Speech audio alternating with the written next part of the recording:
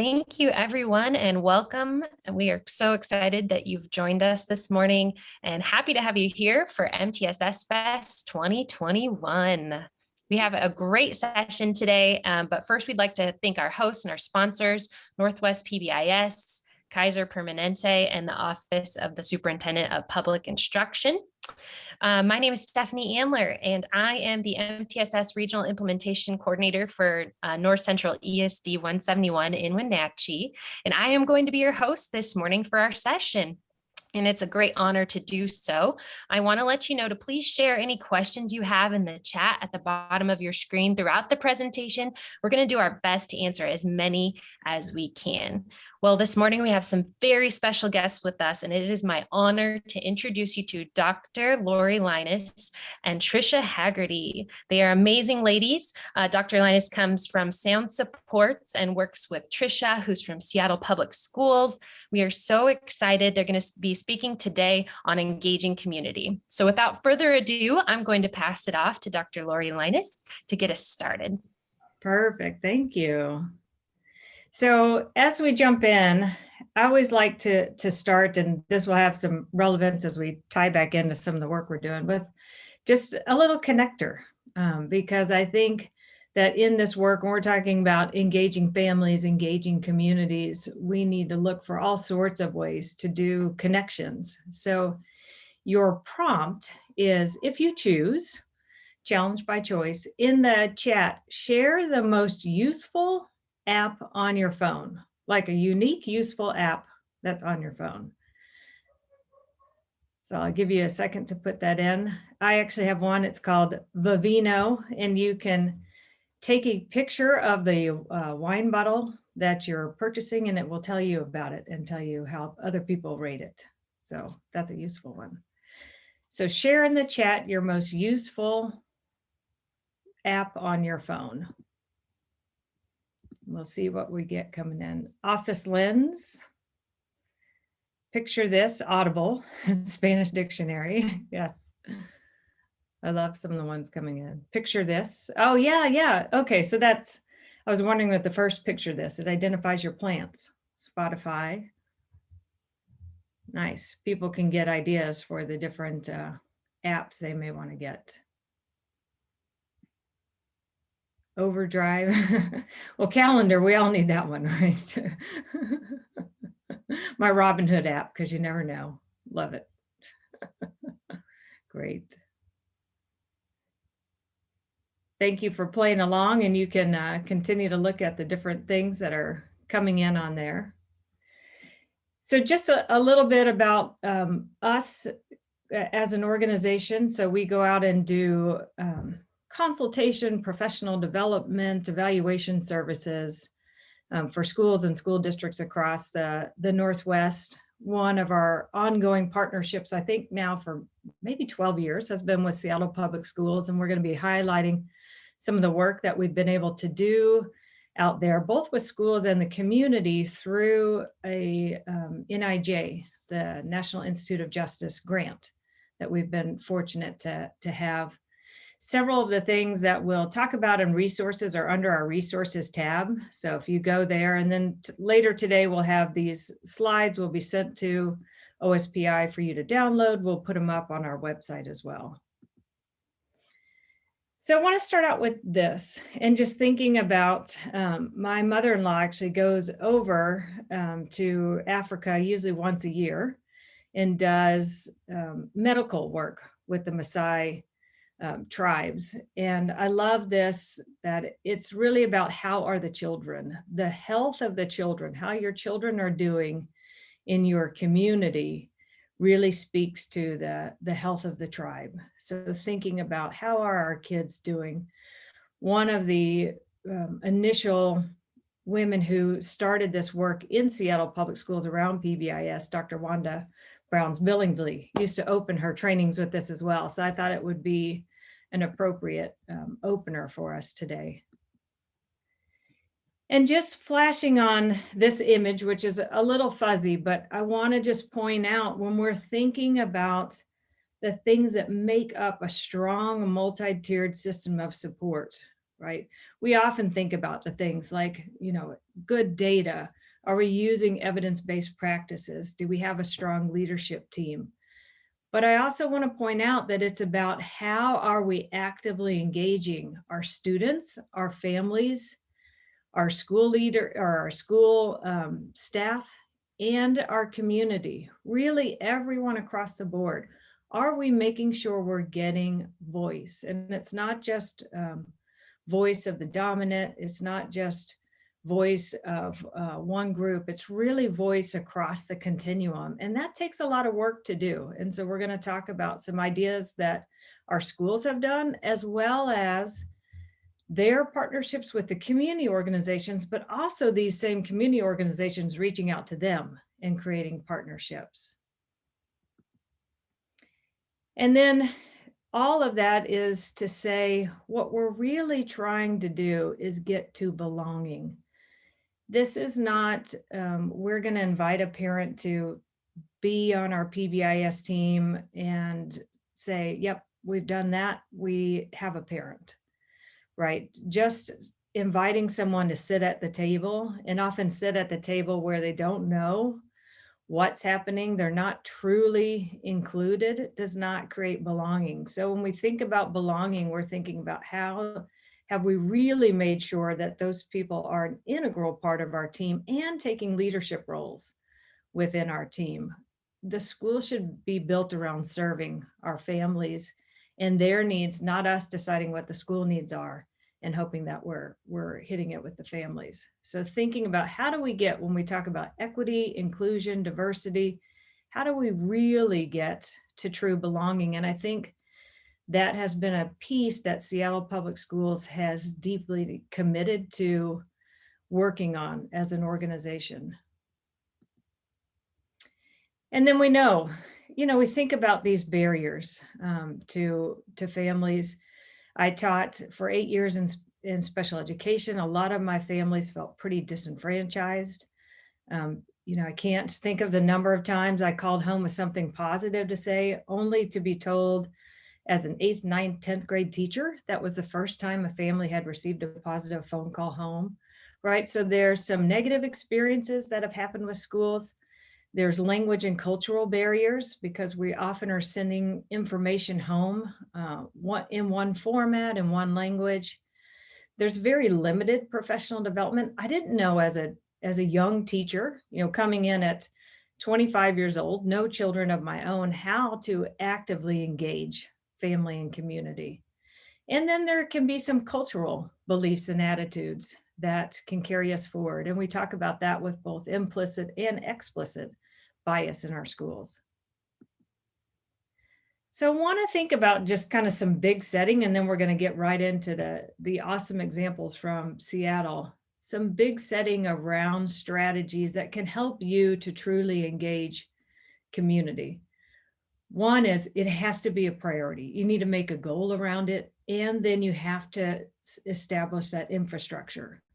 We talk a lot in MTSS and Pbis about what is that system. If you want to put a practice in place, then what's going to be the actual system that's going to make sure. So if you're saying that you're going to involve family and you're going to do, community events out in the community, then it's getting those things scheduled and calendared so they actually happen.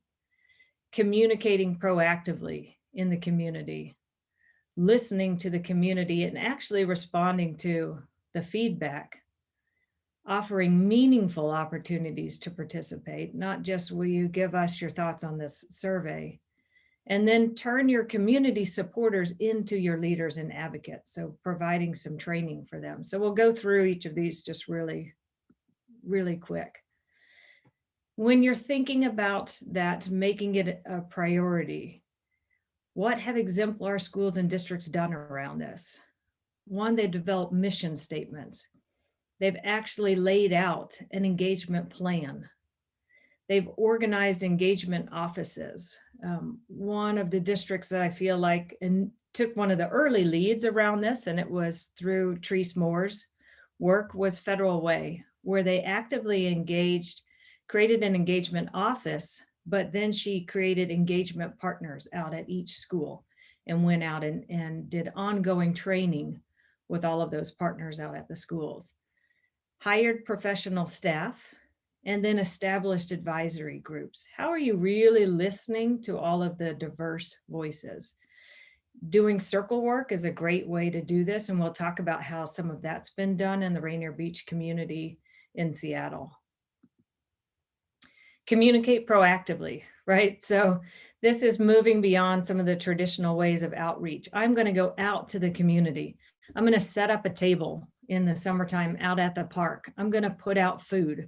I'm going to invite people in. I'm going to hold evening town halls. That's one thing that we've done a lot of with the Rainier Beach work, is really being out visible in the community, doing things like participating in the back to school backpack drives, where we can be out talking to families, working with families, and offering that communication in the languages that your families speak. So you'll see a great example of this from one of our elementary schools. And then listening and responding to community feedback. We really want to make sure it's not just, we're going to take this survey and it's like, well, what happened to that? I feel like as a parent of 2 school-age kids, we get surveyed a lot, and I'm often wondering what actually came about from that feedback. So we really want to set up these communication systems that said, we heard you, and here's the changes. Here's how we're actively responding. Here's how we want to involve you in this work. And really hearing the lived experiences of your families. So knowing your various families, knowing their culture and their tradition, and what their real lived experiences are, and needs around those lived experiences. It's really about creating that trust. They're not going to show up at the table if the only invite is, stop into the school and give us your feedback. You've got to go out to your families. Laurie, just a quick check-in. There's a question in the chat from Michael. Yeah, I'm glad you're watching the chat. Do you have any examples of schools on the east side of the state? I'm asking because it'd be easier to access. So someone from the east side of the state. So I don't know if in the resources or there are other places that we can maybe think about and share those later. Yeah, and if you want to reach out and email me, we've got a couple of partners that work primarily on the east side. And I do know Tri-Cities, Spokane, there's some other active work going on around this. Yakima. We could link you with them, yeah. And then just think about what are those actually meaningful opportunities to participate. We really want to create leadership roles. We don't want to just invite someone at the table and then start to speak a lot of educational jargon that our families don't understand. What are ways that we can actively involve them, and trainings and supports that they're needing? So listening to our families and then responding with those supports that they need. I can think of last year, one of my parent roles was the family engagement specialist at my daughter's PTA. And one of the first things we did is, really reach out and ask about what are the needs. And, no surprise with COVID going on, a lot of families were asking for things like mental health supports, for ways that they could be more involved and support their students' learning in schools. And so we held our outreach work around those topics that the families were really looking for.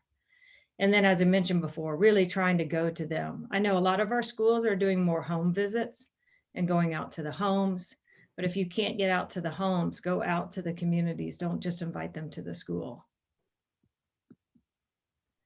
And then turn those community and family families into leaders, right? So I feel often that schools don't do this work because it feels too overwhelming to them, instead of looking for the families that could take on these leadership roles. So creating these leadership roles with your families and getting them involved. I was in a circle yesterday. We were doing some restorative training with the admin here in Shoreline. And they were asking, well, it doesn't feel like often families are coming to us. No, go out to the families. They're waiting for you to be out there and be reaching out to them. So go out to them. So we're going to talk a little bit about this work, which is, to me, it's so exciting, the work that's gone on. If you know the Rainier Beach community, it is probably our most diverse, maybe only second to the Tukwila area, but a very, very diverse area within South Seattle. And over the past 5 years, we've been fortunate to have a grant that's helped us to do community outreach and targeting some of not only the community needs, but looking at some of the hotspots where crime was occurring and what were preventative things that could be done with the community to help address that. And I had gotten outreach from the city of Seattle, and they were saying, we think Pbis might be a way that we could start to address this work within the community. And Trisha and I scoured across, like, where is this being done? What's being done? How are people across the nation using this? And it wasn't. And so this is really on the forefront of taking the principles of Pbis and creating true partnerships between schools and the community. And then this just shows you the various partners. So this is something that's been involvement of a lot of people. Trisha can talk to you a little bit about this core team and what that looks like and the makeup of that team. Thanks, Laurie. Yeah, this has been just such a pleasure to be a part of this work. We've got the Boys and Girls Club of King County, and Marty Jackson was going to be co-presenting with us today, and she was called away on an emergency. So I'm just sorry that you can't hear from her firsthand, but we're going to share some resources, some videos, and some links in our materials with you so that you can hear from other participants firsthand from the core team. Our core team, the Rainier Beach Beautiful Safe Place for Youth. Our core team meets once a month, and then we have quarterly retreats, guided retreats. So we do a lot of work around relationship building with one another. And that's been, I'd say, the biggest shift and understanding for me in terms of coming more from an educator and a tiered support coach into this community work, is learning that that we move at the speed of relationships. And so this work started out really slowly because we did not have relationships across these community partners or even sometimes within the schools. And so we spent a lot of time relationship building and getting to know each other. The other piece about that is, from a school point of view, things can be very transactional. We get checklists, we check the boxes, we make sure we have these things in place. And again, when you're in relationship with people and in the community, you're not doing to them, you're doing with. And that with happens as you are related to one another. So that relational aspect has been so key at every turn of this work. And so, like, for example, and we'll talk a little bit more about that with the Dunlap example in just a bit, but the other partners, the Rainier Beach Action Coalition, a number of individuals that we work with once a week, and we do community-wide Pbis, and we'll share a little bit about, we do a deep dive with the community focused on community-wide safety. So, and then the Seattle Neighborhood Group is another key partner. And George Mason University has helped us with they've been carrying the research end of things and helping with the reporting out for the National Institute of Justice. We've had some involvement with the Seattle Police Department, and as you can imagine, there have been times where we had high involvement and then we had no involvement, and mainly right now our work and interaction has been them supporting us to get data in order to look at the data in the community and where are incidents occurring and where could we be more preventative and proactive and engaged with community to increase safety and support community in engaging with those community members. So we looked at data from Seattle Police Department. There isn't currently someone serving on the team right now. And then Seattle Public Schools has 6 schools that are in the Rainier Beach area that we are actively working with. And that's really the lens that I bring, is the Seattle Public Schools tiered support coach and supporting the Pbis work within those schools. You want me to take this one? Sure. Okay. So one of the initial pieces was getting out to the community. So as we started this work, right, we looked at the principles of Pbis and we said, okay, should we then create some shared expectations? So we took, I want to say it was about 1.5 years of time. So, again, these things do take time. We had town halls where families came in. We would move around at different, at the community center, host one at a school, go out to parks.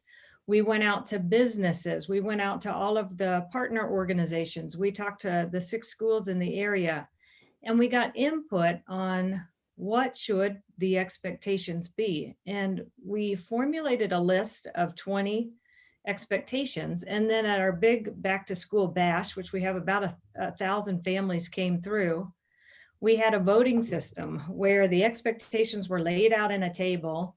There were pennies that people could put in the jar to vote for their top 3 that they liked. And we had those expectations written out in the 4 major languages. So trying to make sure that there weren't language barriers for our family. And, we talk a lot about these universal, because I've done a research project around expectations in schools. And just like in schools, the 3 big ones that surfaced were around being safe, respectful, and responsible. Right now we call these the 3 Bs. Through a listening session with youth the other day, a discussion came up that youth felt like when we were saying be this or be that, it felt too kind of top down, adult, white centric, talking to them. So now we're having conversations about, okay, should we say we are safe? So, this working and growing this work is an ongoing process. And then, like Trisha said, we do things like holding the public safety deep dive meetings. And this work was really about, when we take these 3 expectations, safe, respectful, responsible, thinking about how do we promote this? How do we get the word out? If you ever drive through the Rainier Beach neighborhood, we have a huge billboard now. So as you're leaving the area, we have signs all over that talk about these expectations, this notion of a united campus. People wear t-shirts. So we've done a lot to promote these values, having local schools post or local businesses post the values, really focusing on promoting what's going well. So actively trying to catch kids doing the right thing. And then building strong relationships across generations. So really looking for that generational relationship building, so that kids know that they've got trusted adults that they can go to. So here's some examples. This is one of our, so we have these, be safe, be respectful. One of our former community leaders, who was just an amazing artist and visionary, created these signs. So you'll see these signs across Rainier Beach. And then you can see how these mirror what you're seeing in the schools. So this was one of our schools that went through this process as well. Yeah, that's one of those from Dunlap Elementary. Yeah. And then you can see here's a first day of school, they do the high five line. So all the community members come out and they high five the kids as they're coming into the school building. I think one thing I would say, Laurie, as you think about this work, sometimes we're thinking about from the school base, we're looking at, well, students and we're looking at our parents, but I think something that has just really struck me is that the Rainier Beach, there's so many community-based organizations and community businesses that are natural mentors and natural connectors in the community, that oftentimes the people that you may want to bring into your Pbis team or your racial equity teams or other tiered support teams are other community-based organizations, because again, they have a different connection than perhaps from a school-based perspective. And if we really want to start to equalize power dynamics so that people have a greater voice and a greater say in how we go forward as with school improvement, so that everybody really rises and everybody really is engaged in that work. I think the community-based partners have just been there. I would say Marty Jackson and the team at Rainier Beach Boys and Girls Club, the RBAC team, they're pillars in the community. Their families are elders. They've been long time committed people in their communities. And so they're really looked at with high regard. Yes. Yes. Yeah. Speaking of Marty, you want to talk about the Be Safe Bros? Oh yeah. So the Safe Passage team is a team of community members that go out into the community, and they have shirts that say, be safe, be respectful, be responsible, be safe. And so the kids call them the Be Safe Bros. They're called the Safe Passage team. Yeah. And they really are the guardians of the neighborhood. And that's where our core team started using data from the police department, from our schools, listening to community concerns, and looking at activating certain spaces where there were activities going on that made community members feel unsafe, or there were actually incidents occurring involving youth or involving young people. And so these teams have gone out, and I think it's every other Friday now, they go out into these neighborhood spaces. They've changed times that they're there, and they activate the space. They set up these tents. They will walk through and talk with the neighborhood neighbors. They will talk with students. They're out there during school crossing times. And so it has lent itself to real natural mentoring that's going on in the community. And from student perspectives, people who really care about them in their community, people who look like them, people who are part of their families and part of their community. I know King Donuts has been a big in the Rainier Beach, and the Somali community and their activity in the community has been, high level of involvement. So it's been really incredible. The Be Safe Bros have been a real highlight of something that is visible. You can see that people really enjoy interacting and talking with the guys that are doing that. Right. And so any area that has a Boys and Girls Club, they can contact Marty and find out about how this Boys and Girls Club has set up this program. And they have been instrumental in communicating with the schools. So the schools will let them know if they're getting word, that a gathering for a fight might be happening. They can position themselves there.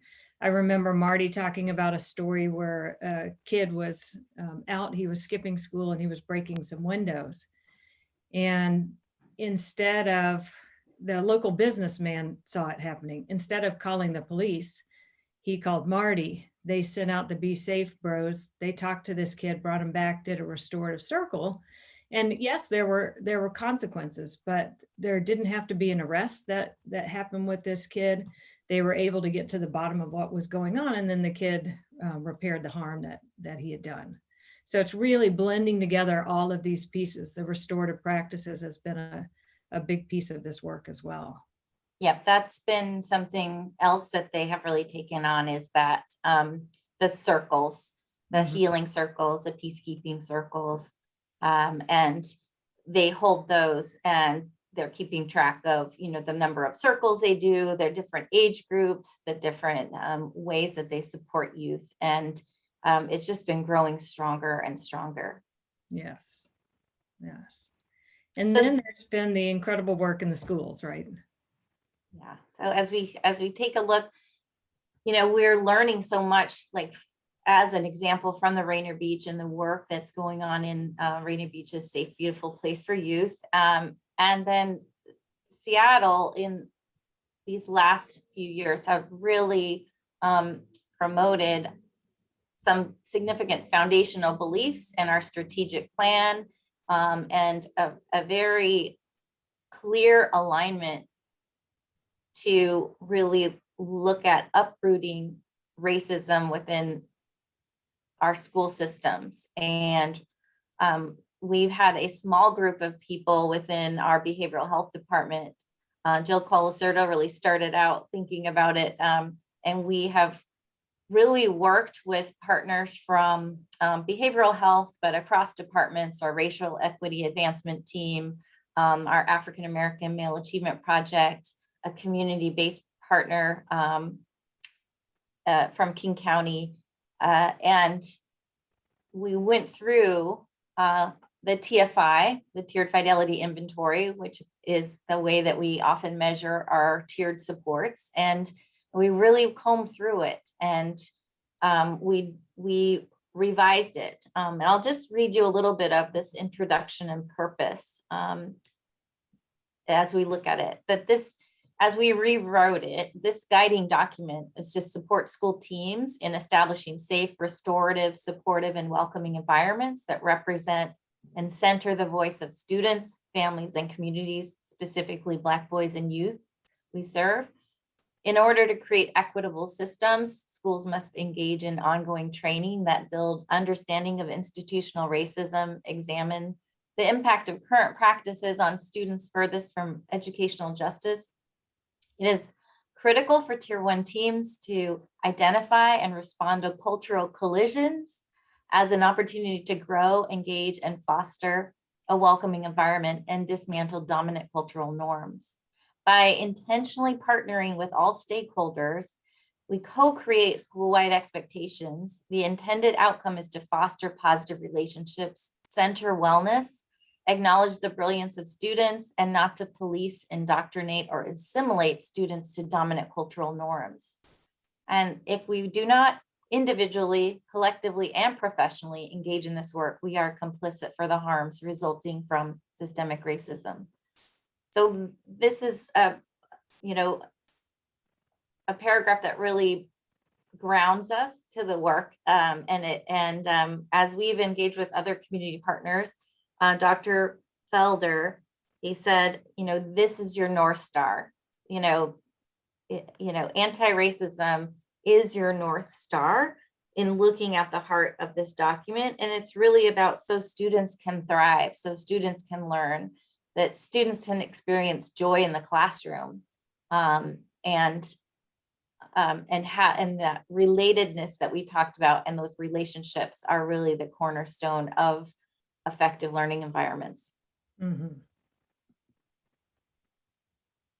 So I'm just going to show you a little part of the team section, and just even the very first one. And this is really the team composition. As you know, the TFI is broken out into teams, the core features, and then the evaluation section. And the team one that I'll share with you is just the team composition, and it's really about representation. And with each of our Seattle TFI, we have a quote that helps ground us in what this item really means. So for us, this was nothing about us without us. You can go on to the next slide there. Type it in a resource for the TFI. Okay. So, you can think about and reflect on the team's composition as it was formerly in the TFI. And this one is Tier 1 teams partner with stakeholders and ensure voice and broad representation of all families and communities, students of color, and specifically Black boys and youth. Stakeholders include a Tier 1 team systems facilitator, a school administrator, family member, student representation and consultation, and individuals able to provide critical perspectives and information. Mm-hmm. And though these include, and I'm just going to say a couple of the first ones, knowledge of cultural representation of the students and community and in historical context, and knowledge of behavior as a form of communication and a response to experiences, both known and unknown, school environments, adult and staff behavior. And then the other ones are pretty much the way that we've shown them and shared them before.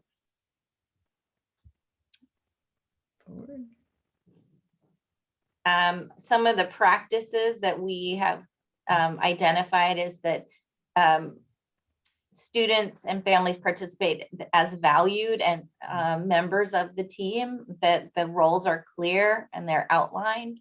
And,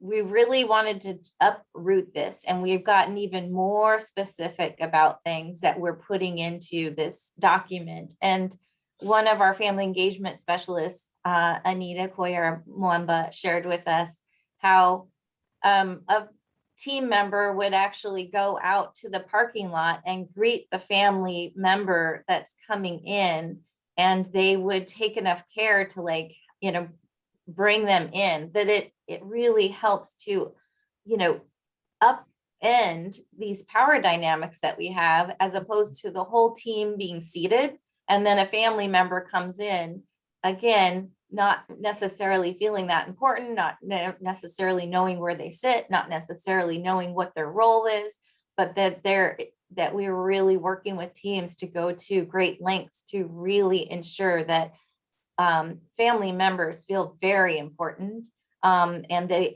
as we know that they are, and that they are going out of their way to really help make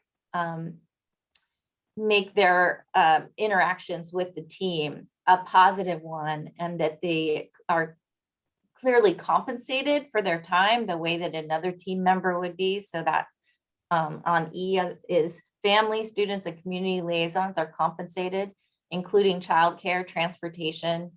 For students, it could be volunteer hours or other things that they're compensated.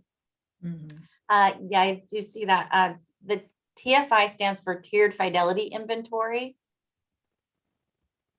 And that is just a tool. And I think Laurie put in the chat where you can find the Pbis Tiered Fidelity Inventory. Yep. Through pbisapps.org. Mm-hmm. And, if you're familiar with this document, which is really meant to help you measure, more focused on the Pbis behavioral side of your MTSS work, one of the questions in the team section is, do you have a family member on your team or some type of family representation? And what we'll often get asked is, I'll go in and I'm working with a team and they say, oh yeah, because Trisha's also got kids at this school, so she represents that role as well. No, right? That's not what you're looking for. Is that outside voice that might say, yeah, I see this system and this is not working for families, right? Families, this is why your families aren't showing up at this event, right? We want these voices, and we want a diversity of voices coming in. Some people too say, well, I can't include my family members because we're talking about individual students. You really shouldn't be at the Tier 1 level. So you should have a Tier 1 team that's not naming kids by name. So you can keep that confidentiality. That should be happening with your advanced tiers teams. And this is really your climate and culture team. That's the other thing, is whatever you might name your team. I've been hearing again, we cycle through in education kind of these buzzwords, but a culture of care, a community of care. It's kind of what you're going to name your team, and you might be carrying out this structure and organizational structure and some of these features, but it's like, what's the team that is really about your climate and culture? I did hear last week, the new normal for family engagement is around equity focused, so that our systems are fair and just, that solidarity driven, that they're in union and fellowship with our community and family members, so that elevation and of making sure that voices of youth and families are centered, and that they're liberatory, free of dominance. Mhm. And I am learning all of the time, more recently than ever, about what some of those concepts really mean in different communities and with different people from different cultural backgrounds in mind. Mhm. Yeah, this is a fun one. This is Dunlap's example. They have a family tea once a month, and it's been virtual, of course, but they have interpretation in 4 major languages that they do simultaneously through breakout rooms from the virtual lens of things. But their family teas was to really support engaging family, coming together to really co-create that caring community.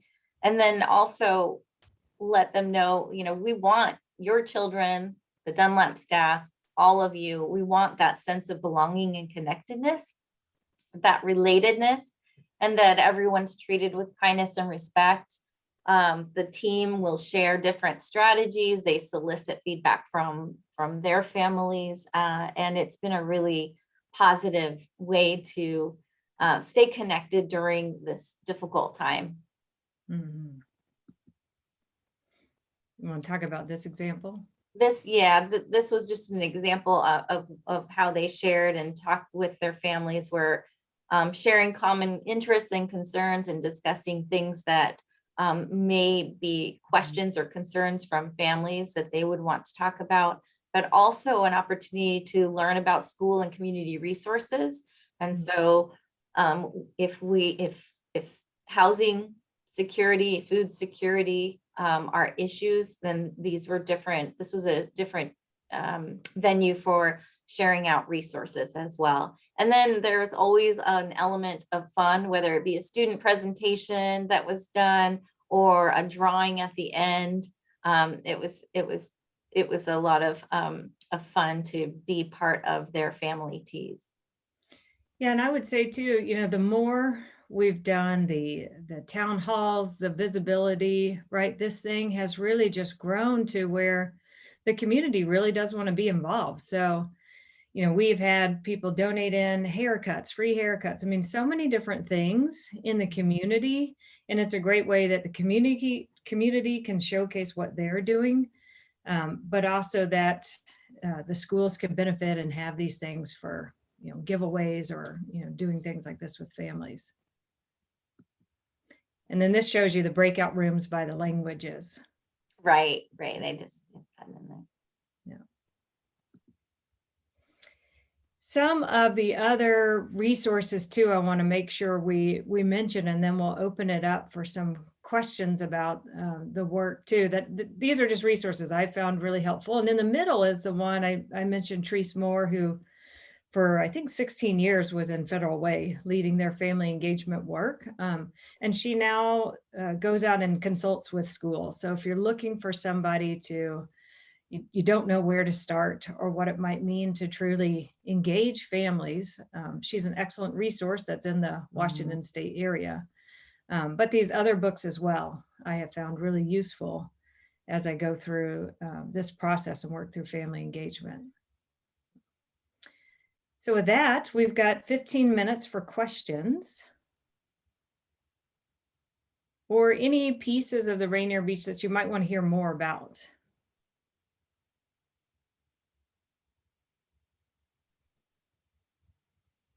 So you can unmute yourself, you can throw it in the chat.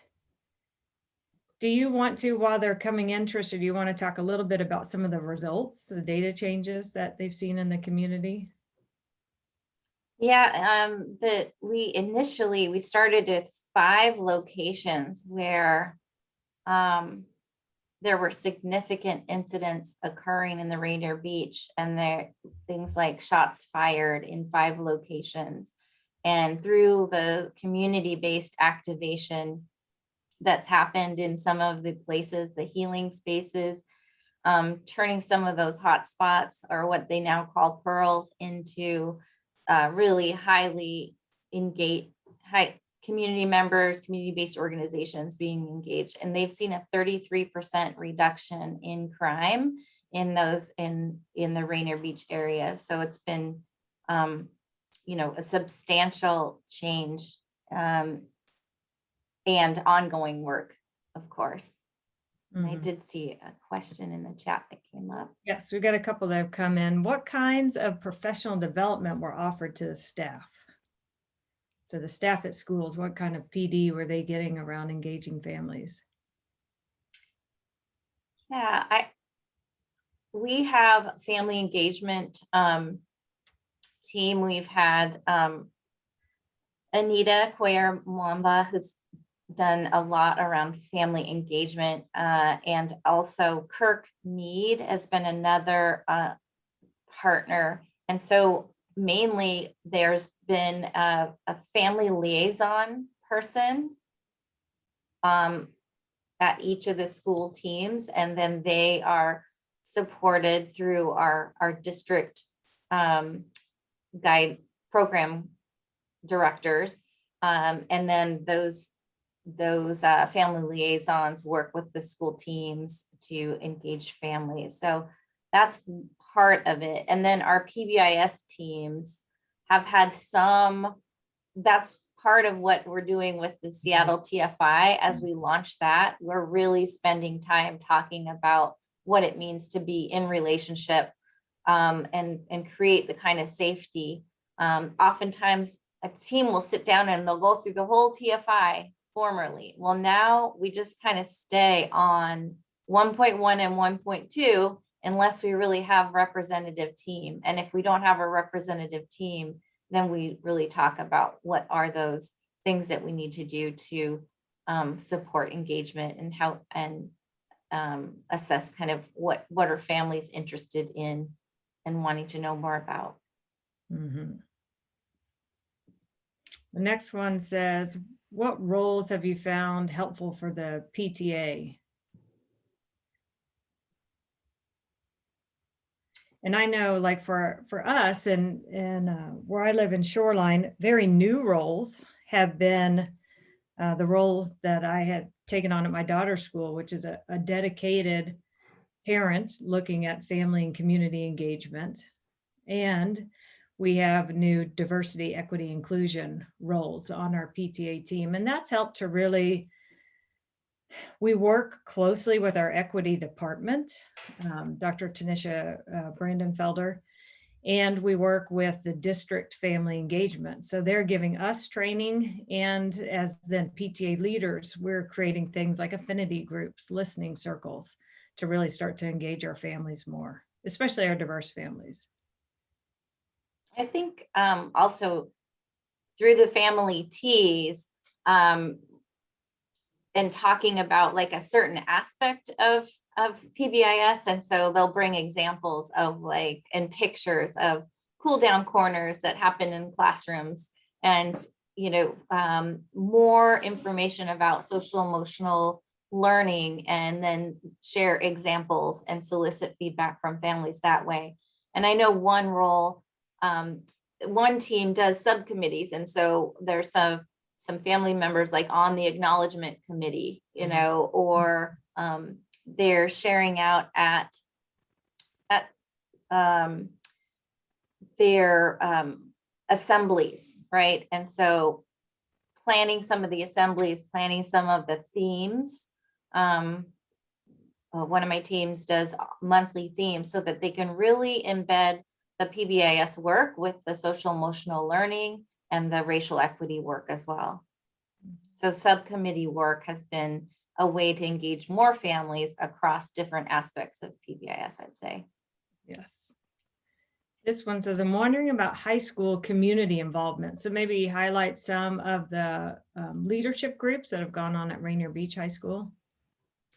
Yeah, Tanisha at the Boys and Girls Club is leading those healing circles and those restorative practices. And I think now that we'll be going, well, hopefully back in person learning, we really want to continue this high level of collaboration with the Rainier Beach Boys and Girls Club and the high school as well. And she's been training youth and working with youth to lead the circles. And so I know there's like a middle school and a high school circle that happens. And then she's leading and training youth to lead those healing circles and those restorative conversations. Yeah, I also think about some of the things they've done, like the Young Queens or Young Kings, where, you know, youth can come together within, you know, so the Young Queens is centered on our African-American girls, and they can come together and have conversations, but they also look for ways to do both school and community projects. The other thing that they did at Rainier Beach High School, when we had one of the town halls, Renee Willette brought a number of youth that are engaged in their Pbis work to share at the town hall their school-wide expectations and talk a little bit about what that meant to them. Each of the school teams did that. So I think that's another way, if you start to get that link from school to community and you have some type of event where students can either do performances or they can also lead some of the work around what's happening with the school-wide systems and supports. This next one said, what are some good first steps in finding your community organizations? I can tell that this is a Seattle school, so you could also link with Trisha, and she could certainly help connect you to the right people within Seattle. But she's saying in her area, it's just a lot of chain businesses and several of them are closed right now. And how do you do all this during COVID? We've been doing all of our things have been virtual, like our family, our deep dive, our safety dive has been virtually. We did go out and do a walkthrough masked at one of the locations. And just like, you know, when we go through, and for those of you maybe who don't know, part of the tiered Fidelity inventory is doing a walkthrough and interviewing staff and students. And so we've been doing some of that as we walk through businesses and engage with businesses. They'll come to an orientation about what Pbis is, and then we may follow up. We've done 3 different walkthroughs with the apartment complexes to kind of look at signage and different things like that. So we've I think looking at also just your own school-based counselor or social workers on who are other places, Boys and Girls Club, where are other community-based organizations meeting. Yeah, the why, local why. I was thinking the church groups have been also instrumental. Yeah. Any of your like refugee groups, there's a lot of ones that, and then someone put in a resource. Washington PTA has some good resources for connecting with diverse families. Yeah, one of the questions is, you know, just struggling to get, especially the ELL families involved. And I do think it's important to be able to reach out to them in their home language and go out to where they're at. So, you know, like Trisha said, if they're, you know, getting into their places of worship or where they may gather as a community, can be important. This one says, what explicit intentional work has been done to impact Pbis implementation so it mindfully guards against what Dina Simmons calls white supremacy with a hug when valued behaviors are not inclusive?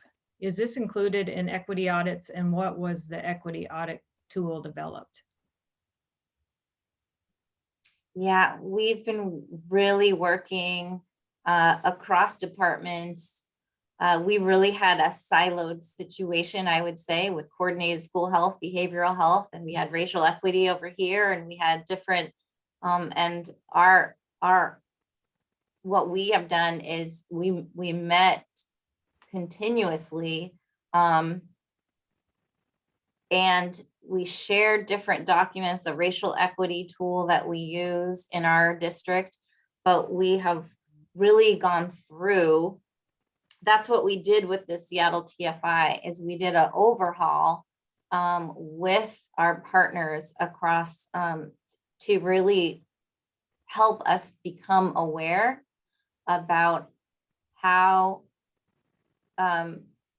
if a framework, any framework, can perpetuate harm if it's not done with an anti-racist lens. And so in some of our other materials, we really talk about, because Pbis, you know, if it's done with neutrality, there's no neutrality in racism. Something's either, you know, if it's either being mindfully done and implemented with an anti-racist lens, or it's not.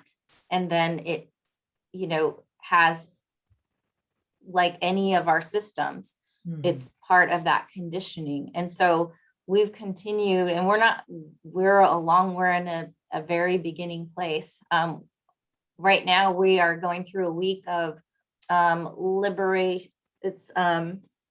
liberation through anti-racist education, a whole week of training. And so as I've been part of that this week, you know, we're continuing to go through professional development that is really calling out harmful practices. And we're going through all of our professional development with great intentionality around thinking about, and then engaging, obviously, youth and our families to better understand what we, you know, what